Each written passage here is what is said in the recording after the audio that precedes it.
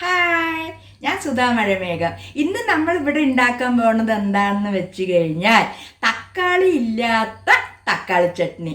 സിമ്പിളായിട്ട് ചെയ്യാൻ പറ്റുന്ന ചട്നിയാണ്. നമ്മൾക്ക് എന്തൊക്കെ അതിൽ ആവശ്യമുണ്ടെന്ന് നമുക്ക് നോക്കാം. നല്ല മണ, ഉപ്പ് കറക്റ്റ്, നല്ല രുചി, എരിവും പുളിയും പാകത്തിന്. ഇനി നമ്മൾ പൊളിക്കും.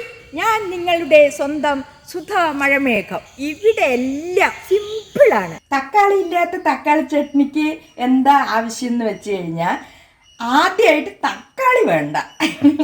പിന്നെ നമ്മൾക്ക് ആവശ്യമുള്ളത് സവോള, ചുവന്ന മുളക്, ആവശ്യത്തിന് പുളി, കറിവേപ്പില, ഉപ്പ്, കടുക്.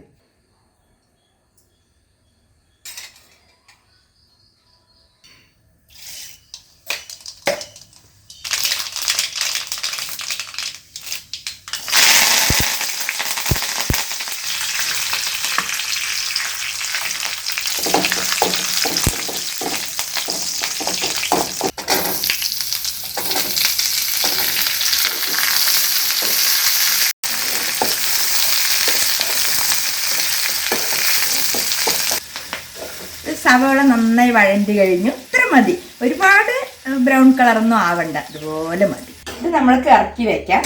നന്നായി ആറിയ ശേഷം നമ്മൾക്ക് അരച്ചെടുക്കാം.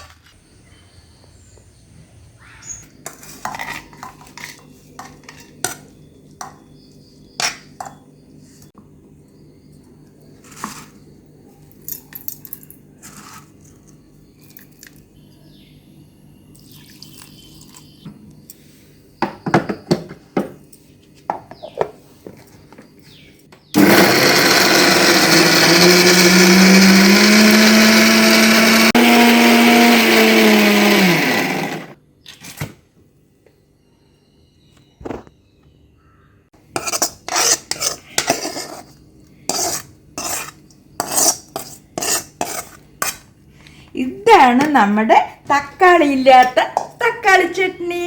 സിമ്പിൾ റെസിപ്പിയാണ്. ഈ തക്കാളി ഇല്ലാത്ത തക്കാളി ചട്നി ഇഡ്ഡലിക്കും ദോശയ്ക്കും ഇടിയപ്പത്തിൻ്റെ കൂടെയും നമ്മൾക്ക് ഏത് അരി പലഹാരങ്ങൾ എല്ലാറ്റിൻ്റെ കൂടെയും ഈ തക്കാളി ഇല്ലാത്ത തക്കാളി ചട്നി ഉപയോഗിക്കാം.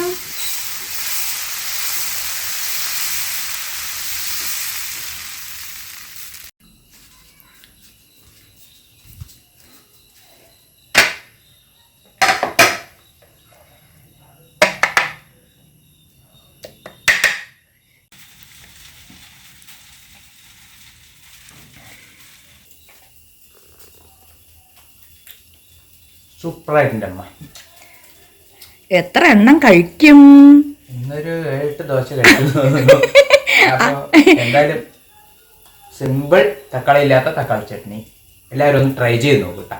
പൊളിയാണ് സാധനം. ഓക്കെ. അപ്പോൾ സുധാ മഴമേഘത്തിന് നിങ്ങൾക്ക് ഇഷ്ടപ്പെട്ട് കഴിഞ്ഞാൽ ഈ ചാനൽ സബ്സ്ക്രൈബ് ചെയ്യുക, ലൈക്ക് ചെയ്യുക, ഷെയർ ചെയ്യുക, കമൻറ്റ് ഇട്ടോളൂ.